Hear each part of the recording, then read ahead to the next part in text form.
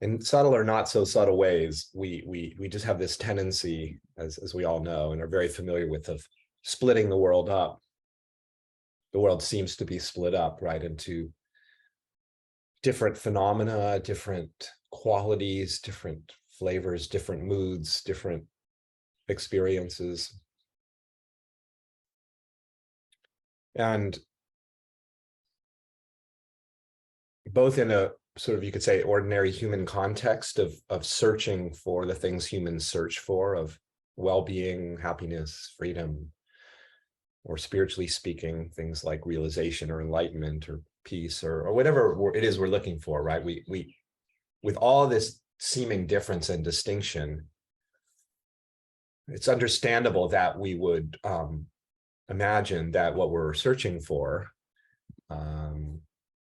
hoping to have more contact with, say, even coming together in a call like this, is something other than what we're experiencing, right?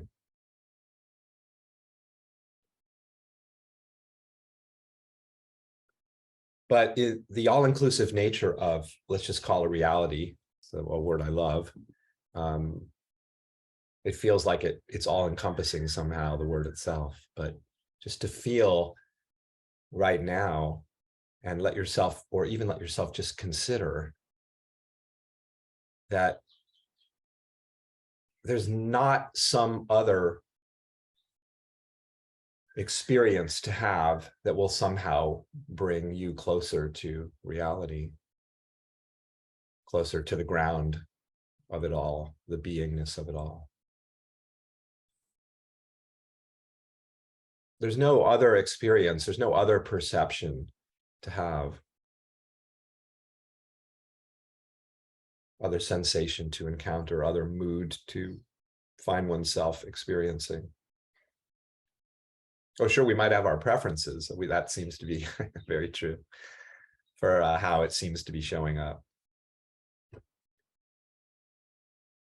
But this absolute reality, this all-inclusive reality, is all-inclusive. It leaves nothing out. It shines as everything. It emanates, it appears, if you will. Language is impossible, as you know. But this reality appears as, lives as, is all of this, truly all of this. So there's no better experience to have from that perspective of this all-inclusive reality. There's no other moment to encounter. Well, literally, there's no other moment to encounter. There's this moment, which is gone in a flash before it even can be construed, before it can even be encapsulated, seemingly. It's just gone. What's here, we could say, is this constant flow. Just absolute, feel the constancy of this flow of reality that seems to appear for a flash instant as something graspable, but is just swept away. And yet the flow continues, doesn't it? That's the sense of the flow is ceaseless, continuous. This flowing forth, this streaming forth, it feels like that, doesn't it? This streaming forth of this moment. And it streams forth as all moments, as all that is encountered, as every aspect of experience. It's streaming forth as these sounds, it's streaming forth as any thoughts that might be occurring. It's streaming forth as every sensation, every little rumble of energy in the body, streaming forth as all of it.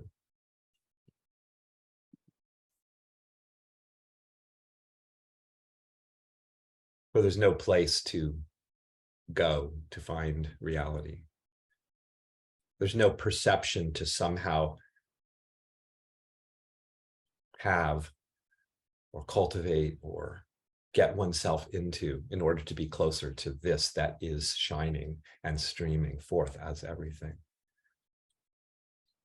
It's radical inclusivity. Nothing is left out. Everything is its brilliance.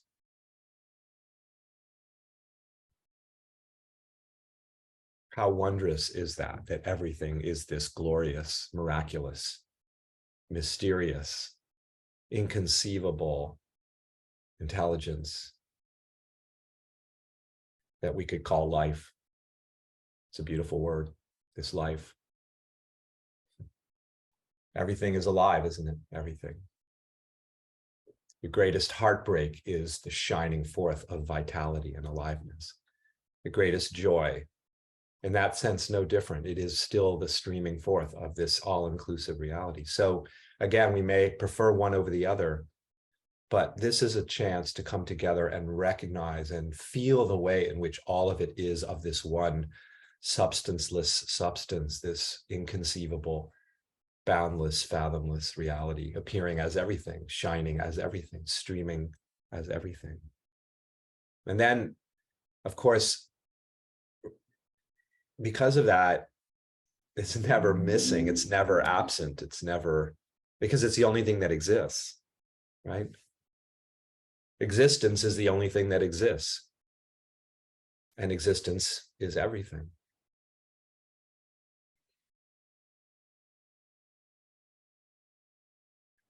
Every little personality quirk,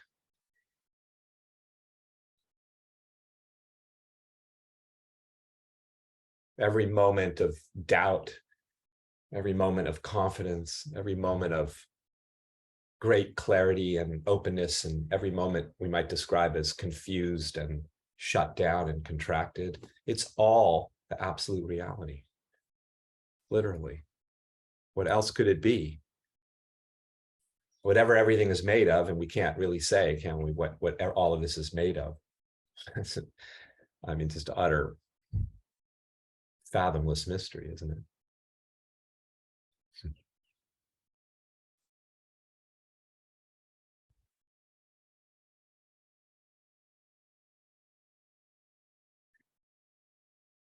We could say that's the great love, you know, that this radical inclusivity that is everything, the great love of it.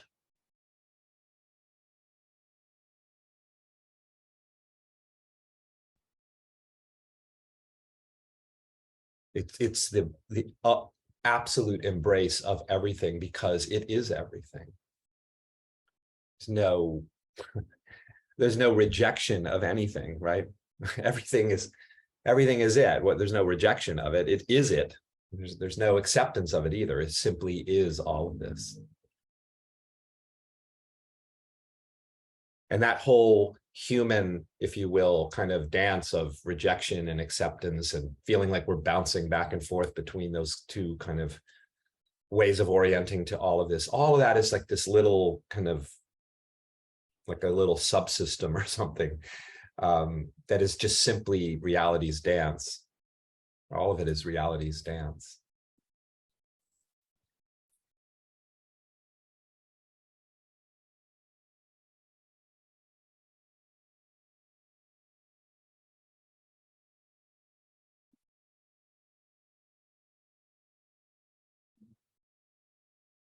And feel that now, the way in which there's not some better experience to have. There is not some greener grass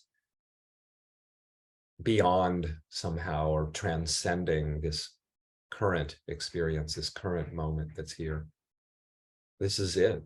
This is truly the miracle that's here somehow. No matter how it's looking, no matter how the waves of existence are shaping themselves in this moment, it is the great ocean of reality, isn't it? No matter how it seems to be.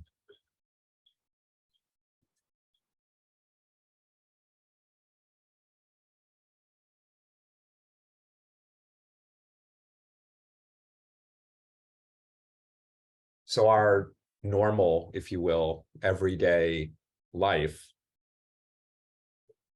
is both that, just our more normal everyday life. I mean, it's a way of describing something, but ultimately it's the absolute transcendental mystery, our so-called normalcy.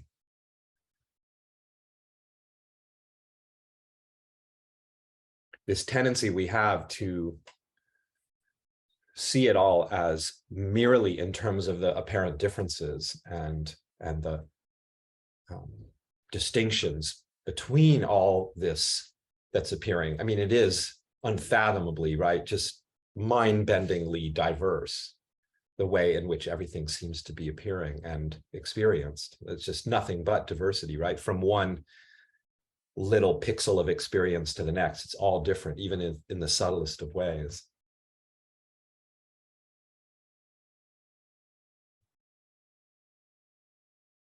But our tendency is, based on the perception of all this diversity, to, in the process of sort of defining and interpreting, we create these hierarchies, right, of value, essentially, hierarchies of importance. This is more meaningful, this is more valuable, this is more important and significant and amazing, and, right, than something else. But that's, if there's any fantasy that we're cutting through in these kinds of explorations, it's that fantasy that somehow there is actually a hierarchy of value. It's all of the utmost value, we could say, in terms of its existence, in terms of its being here. That's its value, that it's here, that it's alive, that it exists. That's its fathomless value and meaningfulness. In that sense, there's no hierarchy at all. Even if our tendency is to sort of devalue more of it than we may sometimes appreciate, you know, kind of, that's just, you know, another little detail in the field of experience. Really? All the detail, every single little tiny detail in the field of experience it's like a hologram, I sometimes say, you know, every piece of the hologram of reality is a reality. In that sense, all of the details that are being perceived right now, the tiniest little, just, you know, those little experiences that there's no words for, that are just these little like flutters and flickers, right, that we're all encountering. Each one of those is like drenched with the meaningfulness of reality, because it is reality. So there's not anything that's excluded, as I said, nothing at all.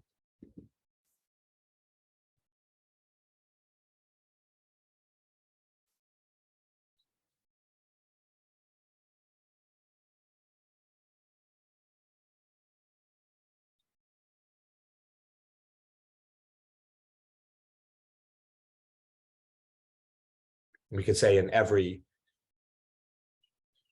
momentary perception, every moment that appears, we are encountering the divinity. There's nothing but that. So there's no reason from that standpoint to have some different experience,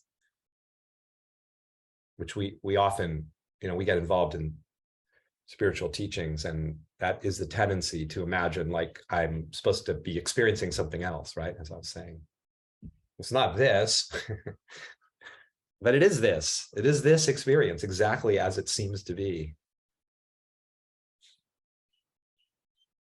That's its, that's how the transcendental is presenting itself as, oh, it seems to be like this. That's its presentation.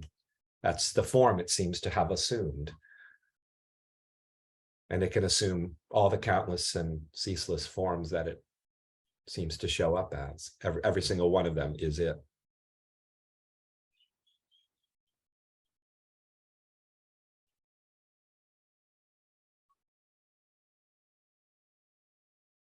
And we have the sense that, you know, we can somehow be removed from that. You know, we can like lose touch with that. That's the most common, I think, conversation that I have with people is like, wow, I feel like, I was talking to someone the other day doing an individual session, and they had this, you know, beautiful kind of transcendental like insight, I don't know, a year or two ago, and it was very, very profound. And one of the things we ended up exploring over the course of the next whatever hour together talking was, yeah, that was a special moment, we could say, that revealed something very profound to them. and they were sharing how they wanted to kind of get back to that somehow. They feel like they had lost touch with that. But I sort of helped them to kind of look back at the experience and see what was fundamentally revealed in the experience was that this is inclusive of everything.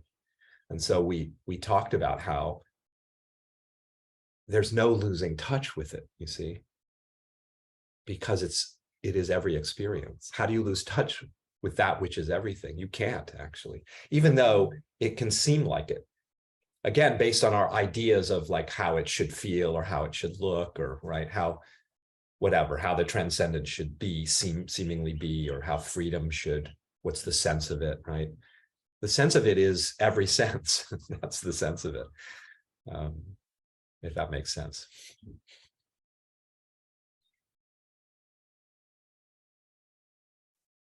That's the freedom.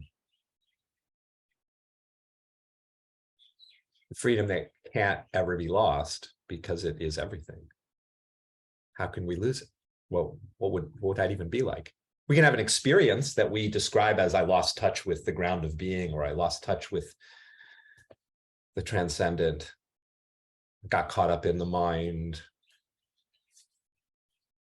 But all of that is infinity. An infinity that can seem to become finite and describable as this, that, and the other thing. It definitely, that's very convincing in its ability to seem to be what it seems to be like, which can include the sense of I've lost contact with it somehow. And that's its dance, though. It's always itself, right? It never leaves itself.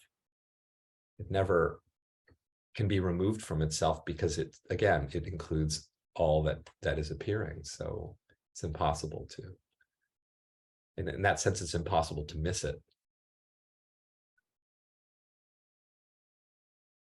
And it's not like we're sitting here contemplating this as some sort of thing over there that I can kind of reflect on. I mean, that can seem to happen. I can reflect on it. I can feel as if I'm in some sort of relationship to it, and where I grow closer to seeing it or farther away from it somehow, but actually it's what you are. You can feel that. What you call the body, the mind, the personality, what we typically conventionally think of as the parts that make up the self that we are. Everything about you is the fundamental reality, of course. So you are the absolute reality, as is everything.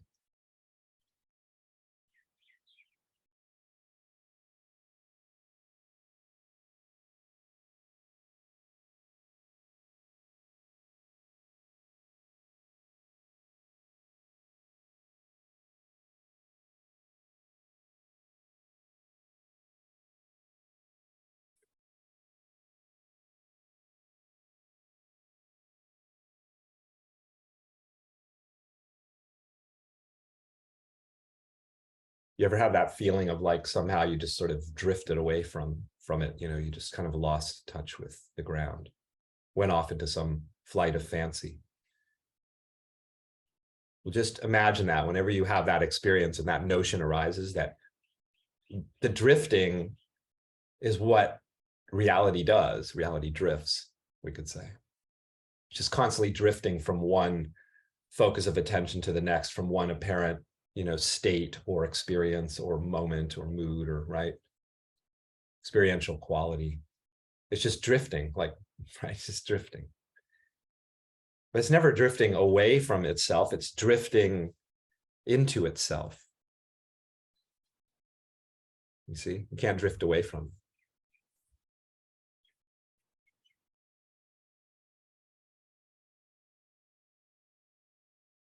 So we're always home. There's only home.